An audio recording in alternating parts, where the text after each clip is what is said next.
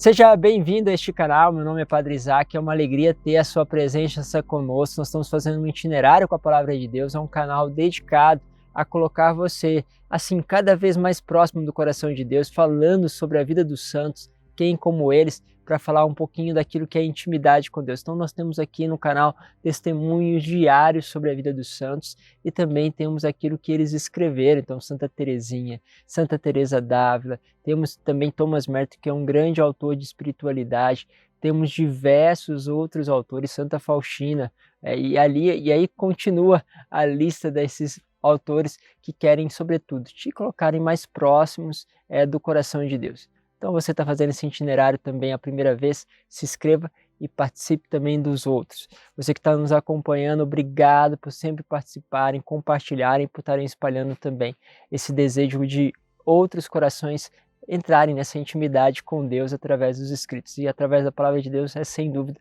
um dos meios mais bonitos de fazer tudo isso. Por isso, vamos juntos para o itinerário. Hoje, o último vídeo, vamos encerrar esse itinerário com o livro de Josué. O livro continua, tem muitas outras coisas bonitas, mas vai trabalhar sobretudo a divisão entre as tribos daquilo que são os lugares conquistados por Josué e todo Israel. Vamos para o capítulo 10, vamos mergulhar nessa palavra. Vamos juntos para a palavra que vai nos nortear neste vídeo de hoje. Bom, eu quero pegar com vocês o capítulo 10 de Josué, mas antes de entrar nesse capítulo, quero te falar um pouquinho desse itinerário que nós fizemos, falar daquilo que é o direcionamento de Deus, a tua terra prometida, para onde você está indo, que Deus está te conduzindo. Isso é maravilhoso, descobrir tudo isso, ter o olhar do alto. Esse foi os primeiros vídeos que foram tratando justamente deste olhar para o alto, poder contemplar, olhar, perceber e tomar posse. As primeiras batalhas, sem dúvida, o cerco de Jericó, a travessia do Rio Jordão, que foi vivenciada também como uma forma aquilo que é a obra de Deus que vai se realizando na nossa vida e que também vai fazendo nós superarmos as dificuldades. Os primeiros conflitos que vamos enfrentando, as dificuldades, aquelas coisas que parecem estar realmente, como fala, claramente fáceis, e de repente acontecem as dificuldades e a gente vai sofrendo derrotas. Foi assim com Josué em Ai, e nós aprendemos muito com Ai, também aprendemos na sua derrota de Josué, e na derrota de Ai aprendemos como superar também as nossas derrotas. Por fim, vamos até os Gabonitas, né? Eles que fizeram realmente uma coisa de astúcia contra Josué e contra Israel, enganando eles. Esse foi o último vídeo que nós assistimos, e falando um pouquinho de como Josué se comportou diante daquilo que é um engano, e como ele olhou para Deus, e como ele, olhando para Deus, foi realmente uma pessoa sincera, profunda e fiel àquilo que é as promessas feitas não simplesmente a outras pessoas, mas a Deus. Enfim, nós chegamos aqui no capítulo 10. Nos outros vídeos falei um pouquinho sobre a relação também com Santa Teresa d'Ávila, São João da Cruz, e hoje eu quero falar com vocês com a relação ao milagre do sol. Vamos pegar um pouquinho desse texto que entra nesta dinâmica. Aqui os Gabonitas voltam, já fizeram um acordo com Josué, conforme está no capítulo 9, e agora eles são atacados por líderes, né, por outros reinos que estão em volta deles, justamente por terem feito acordo com Israel. O texto vai começar essa narração falando do pedido, o desejo de que Israel pudesse entrar na luta contra aqueles reis que haviam empreendido contra Gabaão. E assim nós temos esses relatos. Vamos pegar no 10, no versículo 6, né? Diz o seguinte: os homens de Gabaão mandaram dizer a Josué no acampamento de Gilgal: não retires tua ajuda de teus servos e apressa-te em subir até nós para nos salvar e nos socorrer, pois todos os reis amorreus que habitam as montanhas coligaram-se contra nós. Josué subiu de Gilgal, ele e todos os seus guerreiros e toda a elite do exército. O Senhor disse a Josué: não os tema, eu os entreguei nas tuas mãos e nenhum dentre eles te resistirá. Josué os atacou de repente, depois de haver marchado toda a noite desde Gilgal. E aí você percebe o seguinte: ele marchou toda a noite com seus soldados, com a sua elite, para realmente ser fiel ao acordo que foi estabelecido. Ele faz isso. Há um caráter aqui profundo de fidelidade. Quantas vezes, como nós falamos no vídeo anterior, precisamos manter a nossa fidelidade a Deus e as promessas que nós colocamos diante do Senhor. E isso muitas vezes vai aqui, fazendo nos comprometer durante a noite, nos comprometer além dos horários, passar muitas vezes dos nossos limites. Esses soldados andaram a noite toda e não era motivo de grande tranquilidade, afinal de contas, no outro dia eles iriam lutar. Fazem isso, colocam a vida deles em risco em prol dessa fidelidade ao acordo que tinham feito.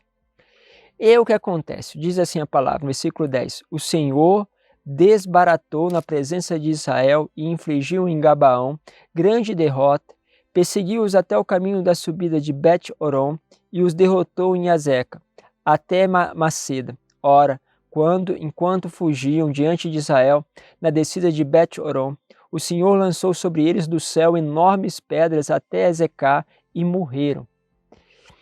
Foram mais os que morreram pelo granizo do que pela espada dos israelitas. A ação extraordinária de Deus. Chega um momento na tua batalha, na sua vida espiritual, naquilo que você está empreendendo para conquistar os objetivos que Deus tem colocado na sua vida, que a ação dele é tão eficaz que você percebe que as vitórias têm sido muito mais obtidas por situações extraordinárias. Então, às vezes você está abrindo um empreendimento e de repente até os fornecedores, começam a te procurar, os clientes começam a te procurar, muito mais do que você faz propaganda, as pessoas começam a aparecer. E você percebe que, peraí, meu Deus, eu me esforcei tanto outras vezes para fazer uma divulgação, para falar sobre isso, e de repente a coisa vai acontecendo. As coisas se abrem. De repente você educou o teu filho, formou em tantas coisas, você viu tão poucos resultados, e ele saiu para um lugar, fez um encontro, fez uma formação, assistiu uma coisa e de repente começa a produzir muito mais resultado do que tudo aquilo que você se programou, tudo aquilo que você batalhou, as coisas começam a fluir muito mais. Assim você vai percebendo na tua vida espiritual que muito mais do que o esforço que agora você fazia anteriormente de rezar, de acordar de madrugada, da penitência, parece que a tua vida espiritual flui com uma leveza muito maior do que quando você fazia muito mais esforço, ou seja, aquela água, Santa Teresa vai falar sobre isso, como se tivesse agora mesmo canais diretos da água até a ti. A coisa vai se tornando mesmo extraordinária a vivência do dia a dia, a santidade começa a acontecer, parece que não um esforço, mas você percebe que é um dom. Deus vai derrubando as dificuldades, muito mais do que você poderia fazer com todos os seus esforços. Assim vai acontecendo. Esta batalha começa assim. E aí o que acontece?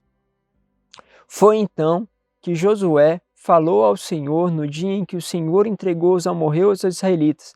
Disse Josué na presença de Israel: o sol, ó sol, detém-te em Gabaon, e tu, lua, no vale de Ailon. E o sol se deteve e a lua ficou imóvel até que o povo se vingou dos seus inimigos. O sol e a lua pararam.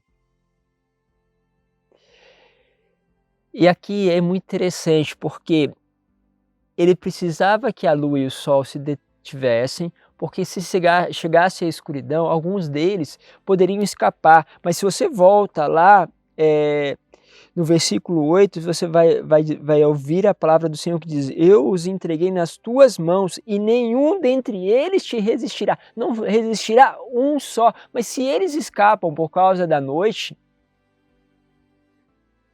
então quer dizer que um ou dois vão resistir, vão escapar. Aquela palavra que o Senhor deu não se cumprirá. Mas não, o Senhor Josué sabia que Deus tinha uma palavra e aquela palavra havia de ser cumprida. Se há uma palavra de Deus sobre a sua vida, ela há de ser cumprida. E você vai se surpreender com aquilo que Deus vai fazendo, aquilo que Deus vai escrevendo. Quantas vezes eu olho para a minha história e as palavras que Deus tinha falado comigo quando eu tinha 14, 15 anos, e eu vejo elas se cumprirem hoje, eu fico abismado, porque eu não imaginava que elas se cumpririam, e não imaginava que elas se cumpririam das formas que elas estão se cumprindo. Mas haverá sempre aquele que vai questionar, mas afinal de contas, como assim o Sol parou, a Lua parou? Não é possível isso. A Lua e o Sol não podem parar. Afinal de contas, quem está rodando aqui é a Terra e não o Sol. É lógico que naquela época eles não tinham essa compreensão, mas isso também não significa que não seja verdade, ou que isso não poderia ter acontecido. Quantas vezes Deus manifesta coisas extraordinárias? Enfim, o Sol se deteve, é como se dissesse: o tempo parou diante da necessidade de um acontecimento. E a situação do tempo parar ela é muito interessante. Vocês sabem que nós temos assim uma compreensão de tempo que não cabe na eternidade. A eternidade não é o lugar do tempo, não tem esse fator tempo. Mas o tempo é uma dádiva para nós, no sentido de que ela pertence a este modo, a esta forma da qual nós vivemos. Mas a gente já viveu situação em que parece que é até aqueles filmes, né, Matrix, que iniciou tudo isso, que a coisa vai em câmera lenta. Quantas vezes você passando por uma situação de perigo, parecia que aquela decisão que foi feita em milésimo de segundos, parecia que foram vários segundos. Você teve, né? Quantas vezes eu já passei por acidente de carro, né? Eu vi o carro caindo para a esquerda, estourando o pneu, tudo parecia em câmera lenta, eu tinha que decidir o que fazer com a volante, eu pensei para a esquerda, para a direita, vai acontecer. Então, a situação aconteceu em milésimo de segundo, mas parecia que eu tive a oportunidade de decidir de uma forma claríssima que precisaria de alguns segundos para fazer isso, em milésimo de segundo, parece que o tempo parou. Quantas vezes essa situação passou na sua vida, principalmente quando nós passamos por dificuldade, parece que o tempo para. É lógico que o mundo continua a mesma coisa, o tempo não parou, mas a sensação é de que o tempo para. Deus parece que te dá um tempo para poder escolher. Por isso que aquelas pessoas que muitas vezes passam por situações extremas, que cometem, por exemplo, um suicídio, pode ser que naquele milésimo de segundo ela teve como que o tempo espaçado. E ali ela teve um arrependimento, e pode ser que Deus abra as portas do céu para aquela pessoa. Nós não podemos saber, porque é incompreensível. O tempo para, se assim Deus deseja.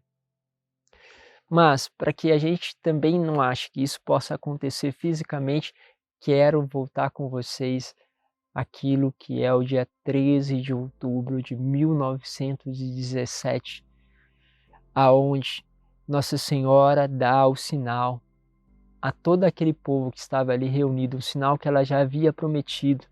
Havia mais de 70 mil pessoas ali na Cova da Iria, em Portugal, e aquelas pessoas esperavam um sinal. Havia entre essas pessoas, pessoas que acreditavam profundamente nas aparições, haviam pessoas que esperavam uma cura, esperavam uma libertação, havia curiosos e haviam pessoas que só foram ali para dizer: cadê o sinal que você prometeu? Cadê aquele sinal, ó, crianças, que vocês estão falando? E ali havia pessoas realmente da imprensa e das mais variadas formas de pensamento. E todas elas viram o sol dançar. É como se o sol tivesse parado e parou para dançar diante dos olhos de 70 mil pessoas. O que aconteceu? Como explicar? Sabe-se que naquele dia choveu, o tempo estava fechado, a chuva tinha caído, muitas pessoas ainda estavam de guarda-chuva diante daquilo.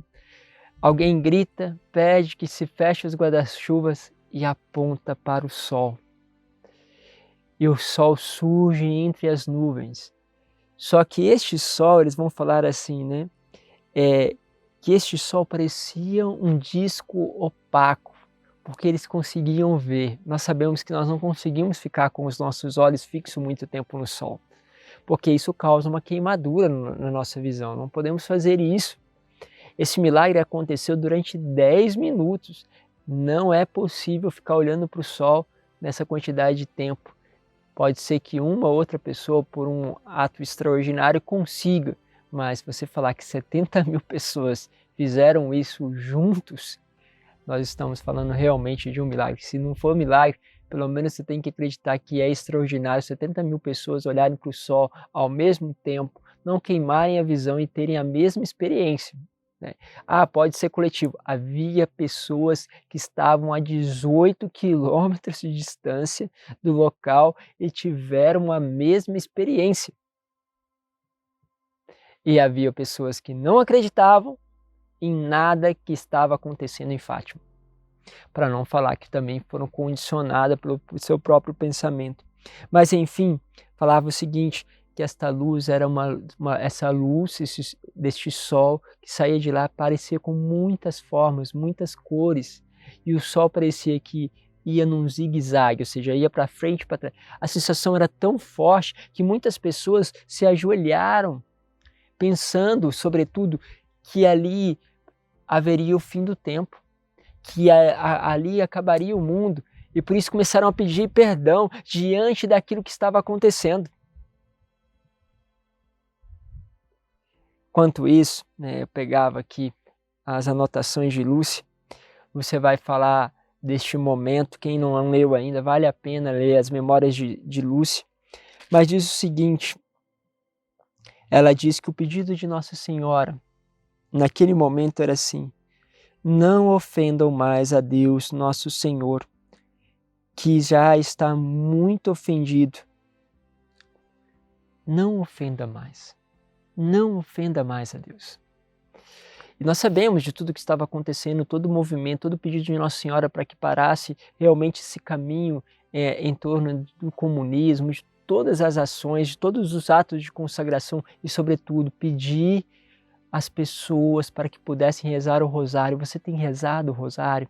Pudessem se fazer penitência para que pudesse ser desagravado, ou seja, tirado as ofensas cometidas ao coração de Jesus. Nossa Senhora fazia esse pedido. Este povo que combatia contra Josué, este povo que agora Josué tentava eliminar de uma vez por outra, eles queriam, sobretudo, trazer aquilo que era a sua cultura, fazer a sua cultura permanecer uma cultura que cultuava um Deus, ou deuses melhor, que ofendiam o coração de Deus, que faziam algo desagradável a Deus. Era a hora de parar. Era a hora de não ter mais essas situações. Meus caros, é hora de parar. É hora de nós não termos essas situações, mas nós não combateremos com espada. A nossa espada é a espada do Espírito, a palavra de Deus. Nós combateremos com essa palavra. Nós não eliminaremos pessoas, mas nós eliminaremos a ação do mal espalhada nos ares, como diz São Paulo. Por quê? Porque há uma autoridade ruim que age como forma de ideologia, como forma de pensamento, que tira realmente da nossa vida a presença de Deus de uma forma sutil, nos rouba pelos meios de comunicação, pelo aquilo que são as distrações da nossa vida espiritual, rouba, tira o tempo, para o tempo. Você não está dizendo muitas vezes que não tem tempo? Para o tempo e vai fazer aquilo que é o caminho com Deus. Às vezes a gente não tem tempo e essa tem sido muitas vezes a justificativa para que a gente não pare para rezar, para que a gente não pare para nos encontrarmos com Deus. Deus pode parar o tempo só para te dar o tempo necessário para que você se encontre com Ele. As coisas que estão difíceis poderão serem liberadas com uma facilidade incrível, mas buscai primeiro o reino de Deus e tudo mais vos será acrescentado, diz a palavra de Deus. Depois de todo este movimento, desses testemunhos que aconteceu, naquele momento várias pessoas foram curadas. O ato extraordinário, a graça que aconteceu era impressionante. Os pastorinhos relatavam ainda terem observado a Sagrada Família. E aqui eu quero que vocês tenham uma atenção. Nessa última aparição, no milagre do sol, aparece a Sagrada Família. Isso para a gente tem que ser muito esclarecedor, porque nunca vi como o mal tem combatido as nossas famílias. Nós estamos vivendo em meio a famílias cada vez mais desestruturadas. Quem de nós pode dizer que não tem feridas nas suas famílias? Quem de nós não passa por dificuldades familiares? Quem de nós não vê divisões acontecerem de várias formas nas nossas famílias? Pois é, o mal tem combatido, tem estabelecido ideologias, nós precisamos combater as ideologias que estão realmente entrando nas famílias. Não se acredita mais nessas famílias, na Sagrada Família, ela virou quase uma aberração para algumas formas de pensamento que acreditam que isso é uma alienação, pensar a família assim, que é uma redução. E eu não estou falando isso só para pessoas que estão fora da igreja, não, meus caras. Infelizmente, todas essas coisas também estão presentes dentro da igreja. Dentro da igreja no sentido de seus membros. Aos poucos, isso vai entrando como uma normalidade.